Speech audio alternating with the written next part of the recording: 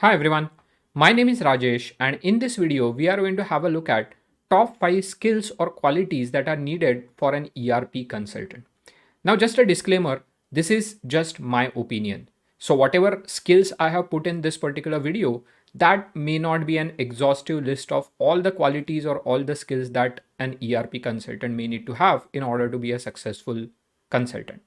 At the same time, the sequence in which I have put these skills is, again, in my personal opinion, that's a correct sequence. However, I don't claim that everybody would necessarily agree to that particular sequence. So it's up to you to decide which are the inputs that are necessary for you in order to excel in this particular career as per your own personality, as per the qualities that you have, and so on and so forth.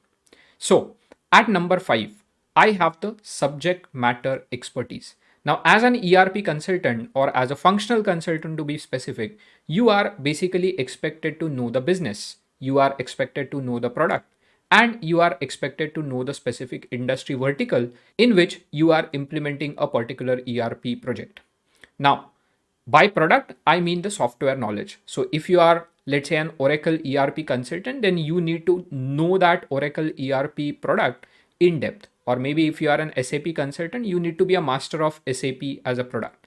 So whenever you get recruited in this particular profile, that is ideally the training that the companies will provide you. So they will take care that you learn that product to the extent necessary.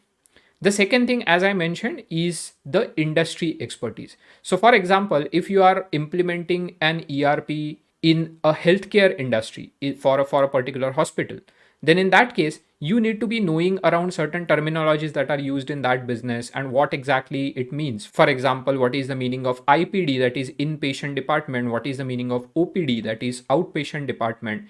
And how exactly the processes differ in both of those things. Now, this is a necessary knowledge if you want to implement the ERP in a hospital or in a healthcare industry. So that's sort of the industry knowledge. The third thing that is necessary within the subject matter expertise is the business function knowledge. So for example, if you are a finance consultant, then you must be knowing the accounting and finance. You must be the master in that. If you are a supply chain management consultant, you need to know what is the supply chain management and what are the logistics and how exactly the warehouse management works, how exactly the transportation management works, what is inventory, what is purchasing, what is requisition, and so on and so forth. So that is all considered as the business function knowledge. So as a subject matter expertise, you need to be expert in these three things. One, product or the software on which you will be doing the consultancy. Second, business function, which could be finance, supply chain management, human capital management. Third is the industry vertical. Now, all of these things are not something that you will be knowing from day one. So it is something that you will gain as an experience over the period of time. So it's like an arms and ammunition for an ERP consultant. Number 4 is the communication skills. Now, whenever we listen to this particular communication skills term, we just assume that it means the fluency in English. So that's not true, or rather that's the half truth. So obviously the fluency in English would be needed, because suppose that if you are doing the consultancy for the clients that are in the English speaking countries, then obviously you need to be reasonably good in terms of fluency in English. So linguistic abilities is just one part of the communication skills. Other neglected part in the communication skills is also the written communication skills or the drafting skills. So as an ERP consultant, documentation is something that's going to be a very important part of your overall role. And that's where you need to be very good at drafting. It may be the formal documents like the user manuals and so on and so forth, or it may be as informal as writing the emails correctly. Now, in the written communication skills, it is not necessary that you should be good at vocabulary. So even if your vocabulary is reasonably fair, that also works. However, you need to be grammatically correct. You need to be good at forming the right sentences so that to convey your thought properly. So that is around the written communication skills.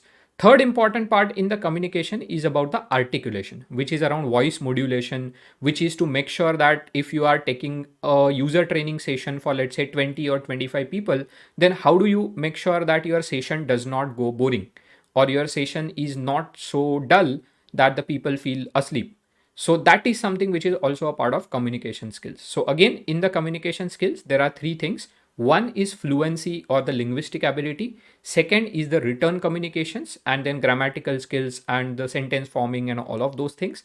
And the third is the articulation. So that comes at number 4, communication skills. Number 3 is the listening skills. Now, this is again one of the most neglected part, I would say. Now, whenever I take the trainings for the ERP consulting, I always tell the trainees that consulting is all about listening. So, if you listen to the problem of the client carefully and if you can understand that problem, then you have already won half the battle. That's simply because of the basic human tendency. If somebody is coming to you as a consultant and that person is supposed to hear out your problem and solve your problem, then ideally the basic expectation that you will have is that person understands your problem. Again, providing the solution is the next step of understanding the problem. But in first place, if you have not understood or listened to that problem correctly, then it's not going to be possible for you to provide the right solution. And that is where listening skills is a must have for the consultant. At number 2, I would put empathy. So empathy is the skill where you have that ability to put yourself in the shoes of client and understand or resonate with the problems that the client is facing.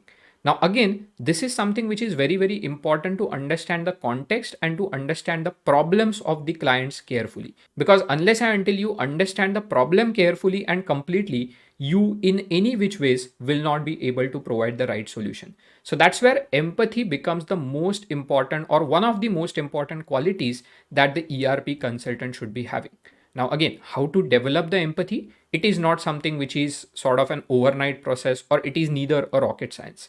It is something that you will develop first of all with experience, and secondly, providing the right attention towards it. Now, generally, the people don't know that they also need to develop the empathy or they need to have this ability to be a good consultant. They just think that, okay, if I'm good at product and if I understand the technicalities very well, if I can speak well, then I can be a good consultant.